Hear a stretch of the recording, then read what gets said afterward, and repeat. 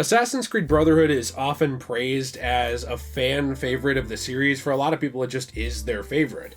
There are a lot of great things about this game, and we've been taking a look at our favorite feature from every game. And today we're going to be taking a look at the setting of Assassin's Creed Brotherhood, because this has probably one of the most unique and interesting settings in the entire franchise. So before we hop further into it, if you enjoyed today's video, please be sure to leave a like and subscribe. Let us know what you think in the comments down below, because we appreciate hearing your thoughts. And let's hop right into it. Now, when we mean setting, I think we mean less of like the history of this time period and stuff like that, and more of just Rome. Mm-hmm. Like Rome, the Roman Empire / Roman history is often a lot of people's favorite era. I know it's kind of like the vanilla answer if you're like a historian or whatever. That and World War II. That and World War II, yes. But I've always loved Rome. My dream Assassin's Creed game is actually to have one in ancient Rome. Like I'm talking like after my favorite character ever, Jesus Christ, is born, like somewhere around there, that time period. Mm-hmm. I would love like early Republic Rome, but I'll take what I can get. And I love this feature of Assassin's Creed Brotherhood. I love how you can actually go to different settings like the Colosseum, the different aqueducts. You can see just how Rome is built. And one of my favorite things ever in Assassin's Creed is you can actually buy property in Rome. So I just think that's so amazing. Well, something I really like about this setting, it does play a little bit into the history of the time period, and also what you're talking about, is the fact that you are buying these locations in order to renovate them and take control back from the Borgia family. Yeah. The Borgia family is actually famous and kind of notorious in history. It's also a place that I think the Catholic Church does not really like to look back on its history as well, because this family had a lot of influence in it, and there was a lot of bad, immoral acts going on behind the scenes of the church that were influencing the lands, influencing laws, and really just very corrupt. That plays very well into the setting of Rome, because this is long after the fall of Rome. This isn't a Rome that controls everything, but it is still a Rome that has power, that has papal armies at its, command. This is a Rome post-Constantine where Catholicism is very, very big and very established, and the Borgia family is in cahoots with the Templars. They're pretty much running them here, and they are in charge of the entire city. So you're going around to different areas. You are actually burning down these Borgia towers, taking down essentially enemy bases, and you are taking back control of the city from this family in order to kind of give it back to the people. And you're actually buying these properties in order to renovate them to do so. So, you'll buy the Colosseum, and while I wish they had renovated the Colosseum and fixed the whole thing up, you pretty much just buy that.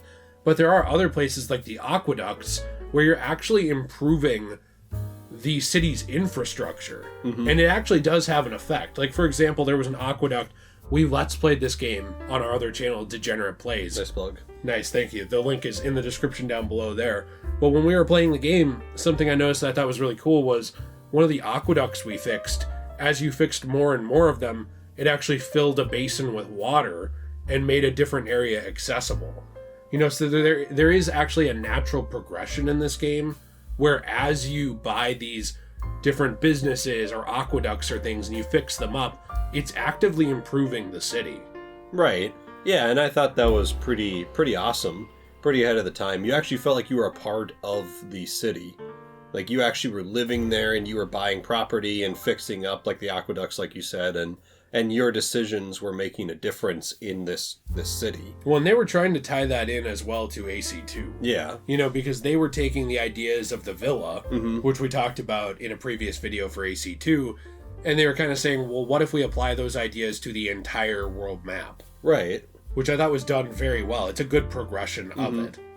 Yeah, it is. And another aspect about the setting that I maybe didn't like as much, which is some of the downsides of this, was actually splitting off part of the map unless you do it, like unless you get to that point in the story. So oftentimes that'd be pretty frustrating because you could actually see the full map. It wasn't like AC3 or something like that where it's like, oh, I haven't been to New York yet, so therefore New York is just not showing up. It was just, here's Rome, and you were like, oh, that's cool. Yeah, I want to take out that Borgia tower. Oh, sorry, we can't. You can't go there because now you're hitting up this Animus wall. And oftentimes they'd put the next mission right next to the Animus wall, or they'd give you collectibles or things like that. They'd throw them up there right on the Animus wall, and you have to figure out how to get around it, because sometimes they would put it maybe on the opposite side of this random section that comes out. Mm-hmm. So you'd have to go around it to get to the mission or something. It was just really frustrating. But then once you unlock the full map, I think it's a lot better. Yes, it is a lot better. It's just kind of... It's frustrating until you get to that point. I feel like that could have been done a little better. It could have, I think that's kind of a downfall as well with what you were touching on, where in the previous games, you would go to different cities. Mm-hmm. You would go to Acre, or you would go to... in Assassin's Creed 2, maybe Florence or Tuscany, but once you just have one map, you're able to try and make that one map feel more intentional, by just focusing on one area. But you also have the issue of, well, how do we gate off player progression? Which I think that's an issue that Assassin's Creed's always struggled with. I mean, you remember Odyssey? Yeah. At that point, they get to it, they're like, well, what if we just make it so you have to grind levels? So, I mean, of course, they've always had problems with progression. With progression and how to let you progress to the next thing. I think that's just a flaw the series has had off and on. But I think that it was very noticeable when you were running into literal walls that would actually desynchronize your character. Right. That was pretty in your face, limiting your progression. Yeah, and it often made free roaming, until you open up the full map, it often made free roaming in this game pretty frustrating. Because a lot of times you'd want to run around and be like, yeah, I think the setting's pretty cool. I want to go buy that Colosseum. Mm-hmm. Oh, sorry, we can't right now. I guess I got to play more of the main story. Yeah. So, but speaking of the running around, I thought it was really cool to see the horse incorporated into the map. Because in previous games, you really couldn't bring it into a city. Mm-hmm.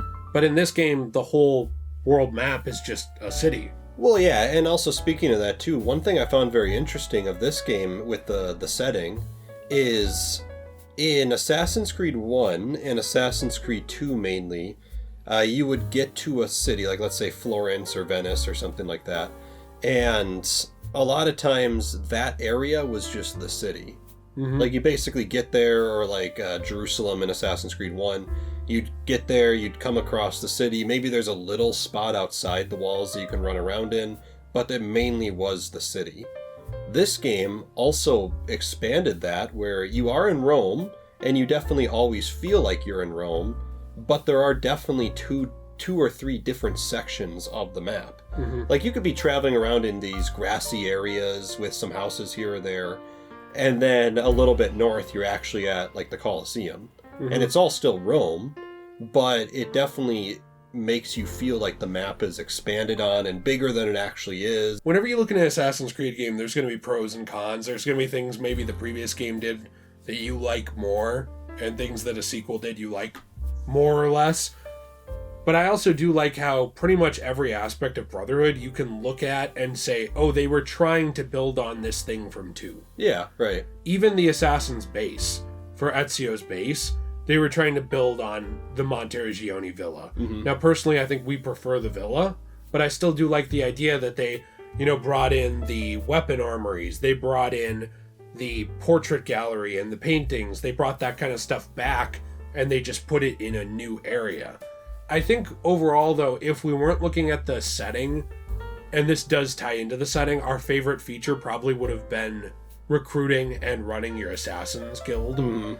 But we've already made a video on that, because that was so fantastic. And the only reason I bring it up is because it does play into this map where you can bring in your Assassin's recruits, and they're with you in Rome, or you can send them off to different areas, or you can see them actually in the Assassin's base. So again, it plays into that setting and that map, because you are actively recruiting people you find around the map, and then you are, using them in the game. I think there's a lot of things in this map where they tie so well into the game to make the map feel populated, mm-hmm. but it doesn't feel like Assassin's Creed Unity.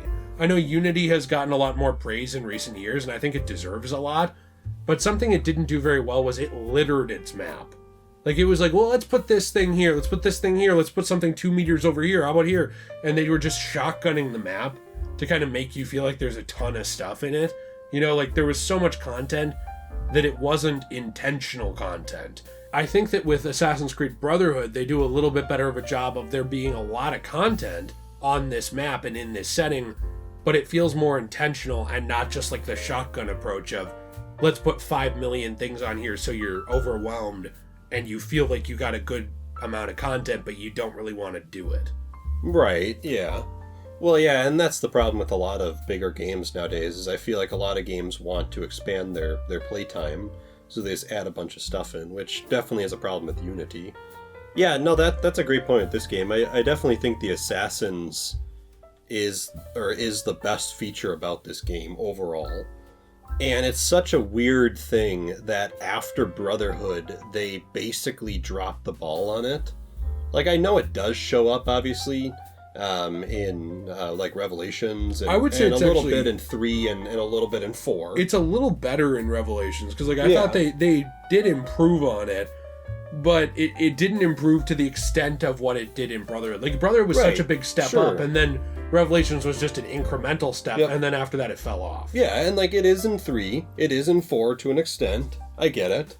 It's not as good in 3 and 4. Well, and in 4 it's just ships. And then after that, it feels like they're just like, yeah, whatever. We don't need this anymore. Yeah. And to me, that's such a weird thing, because Brotherhood and Revelations did this idea of you training up assassins so well that you could actually not only use them like to help you, like run around the world with you in fights and stuff like that, you could also send them on missions, and the missions were actually interesting. You could actually train them up, customize them, whatever. Like, it was fun. It was a fun feature. And then the really cool part about that too is, yeah, you could see them in your Assassin's Guild. That was really interesting. It does tie into the setting. Yeah. I mean, it is, again, a video we made an entire whole thing on, but it ties into the setting of what it was to be part of a brotherhood. Yes. And being part of a brotherhood in Rome. But all of these things, you know, I think they all tie very well into that setting where Rome feels like an intentional and memorable map. I think it's probably... There's a reason why it's the most memorable to a lot of people part of Ezio's journey, because it's such an iconic setting. Yeah, right. So this is our favorite feature of Assassin's Creed Brotherhood. Let us know what yours is in the comments down below. If you enjoyed today's video, please be sure to leave a like and subscribe. Also, there are several ways to support this channel if you want. We do have a store, which is degeneratej.com or enchantedglamour.com, where we sell handmade comic book resin and manga resin coasters from repurposed comic books and manga that are damaged that we get from local stores. And we also do have handmade jewelry there. All this stuff goes to help support the channel. I do want to throw in here, I have a Fortnite creator code. I'm going to put that on the screen. So if you want to play an Assassin's Creed game, Ezio's in that, and so is Ivor. So there you go. They are canon to the story. Yeah, they're right there. So we hope you enjoyed this video, and you know, as a final little thing, we played through Brotherhood over on our Let's Play channel, Degenerate Plays. So that's also in the description down below. Have a fantastic day, and as always, everyone, stay shway.